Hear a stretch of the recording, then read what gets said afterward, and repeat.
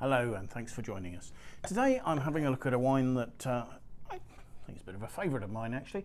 Martinborough Vineyard's Home Block Chardonnay. This is the 2019 vintage of this. Martinborough Vineyard's one of the first vineyards to be established in the modern era in the Martinborough region.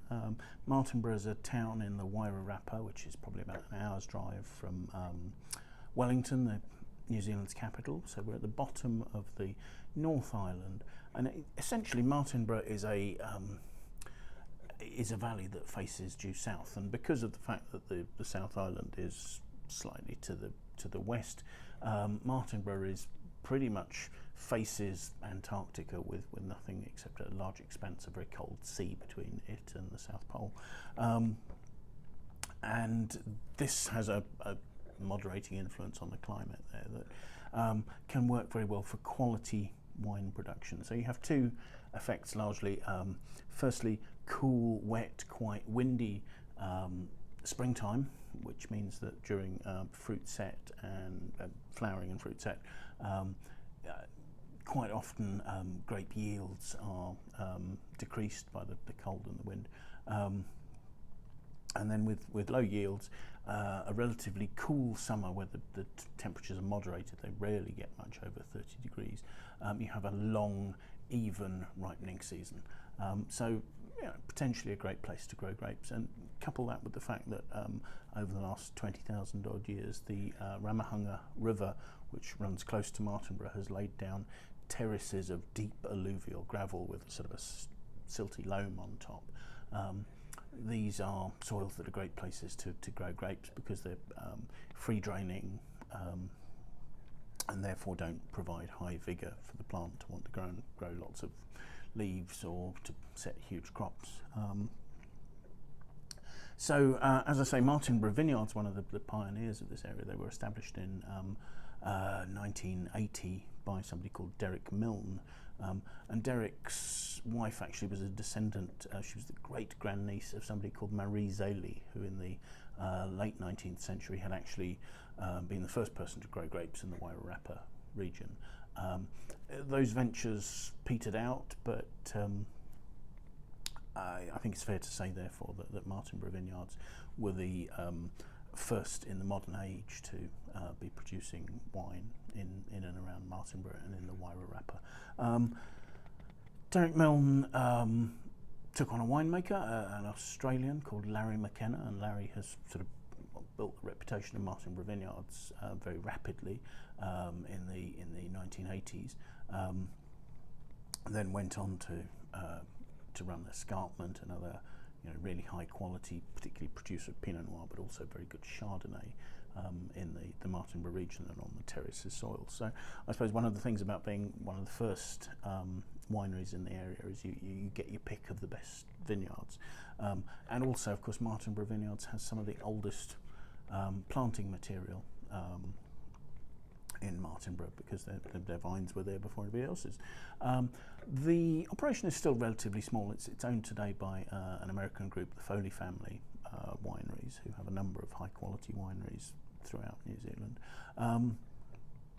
But processing is done on a relatively small scale and by hand largely, so hand picking and something.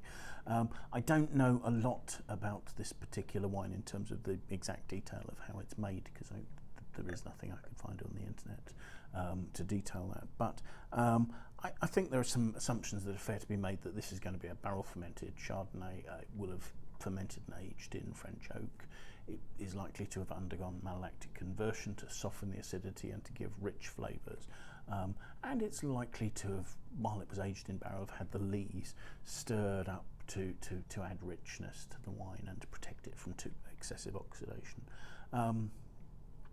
So let's have a look at the wine and see if it bears out what I say there. Firstly, the colour, it's a medium to palish yellow, and I would suggest that there are very slight greenish hints in there, so it's not perhaps got quite the depth I was expecting in terms of colour, but that could be as a result of the lees in the barrels, which often sort of suppress the colour a little bit. Let's have a look at the aromas. gosh, that's a really quite multifaceted nose there.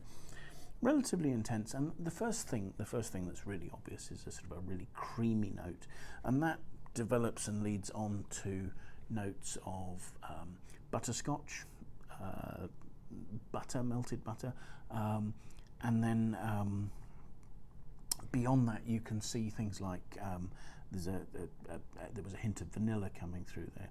There were sort of hints of sort of almond blossom, lifted notes at the end, and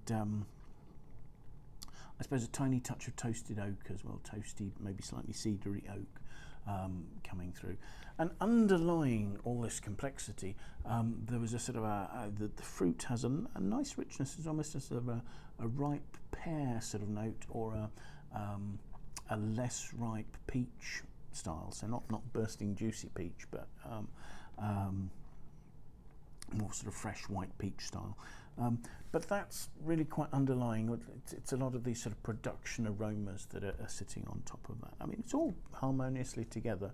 Nothing particularly stands out.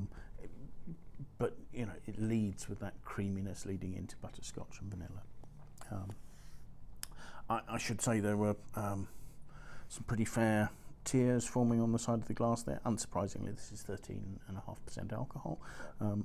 And so let's taste.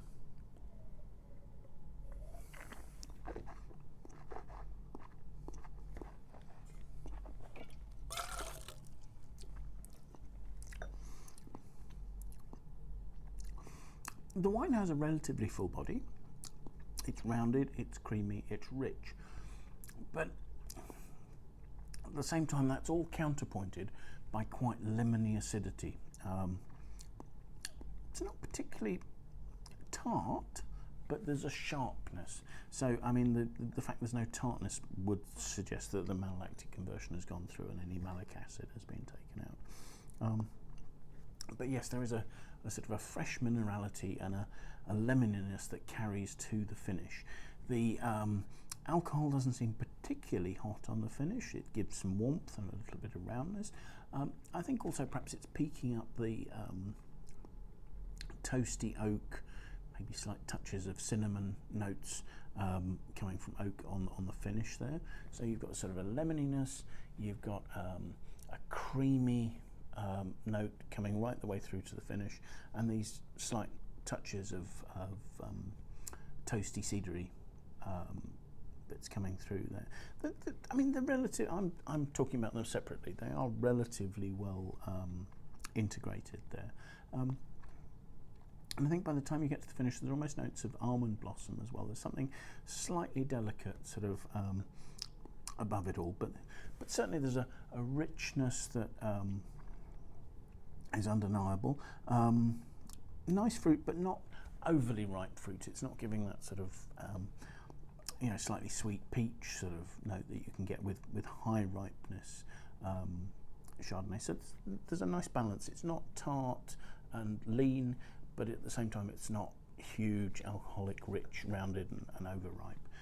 I think this is a very nicely balanced Chardonnay. I think it could possibly do with a year or two just to pull in some of that lemoniness into the harmony of the whole